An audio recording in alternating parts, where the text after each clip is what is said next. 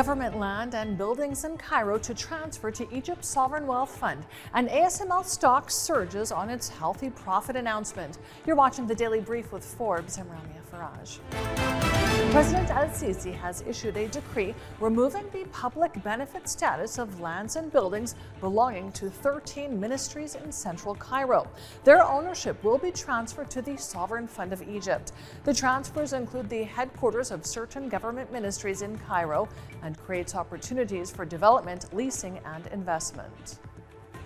ADNOC Drilling has commenced operations of its new hybrid-powered land rigs in Abu Dhabi. The rigs use a high-capacity battery and engine automation. The hybrid power technology system stores energy in its batteries. It reduces a rig's greenhouse gas emissions by up to 15% compared to a traditional rig.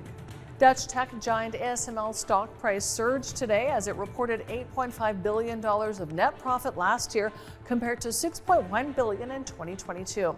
ASML supplies chip-making machines to the semiconductor industry.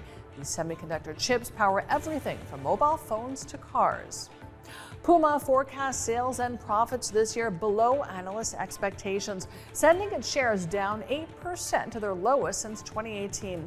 The German sportswear company blames a tougher economic environment and softer demand.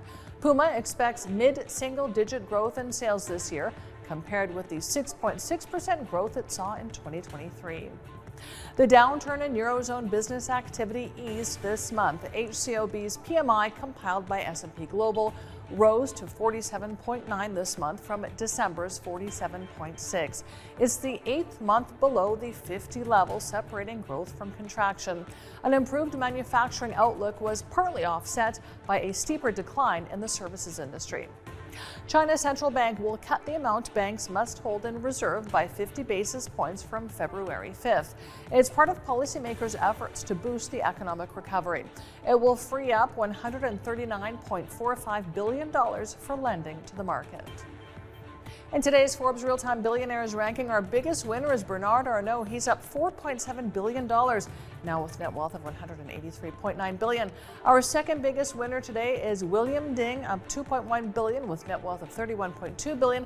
And our third place winner is Prajogo Pangestu, up $1.9 billion with net wealth of $41.2 billion. And energy generated from low-emission sources like wind, solar, and nuclear is expected to be sufficient to meet global energy needs for the next 3 years, according to the IEA. Meanwhile, it says low-emission sources should account for half of the world's electricity generation by 2026, up from 40% last year. I'm Ramia Faraj. This is the Daily Brief. Thanks for watching. See you tomorrow.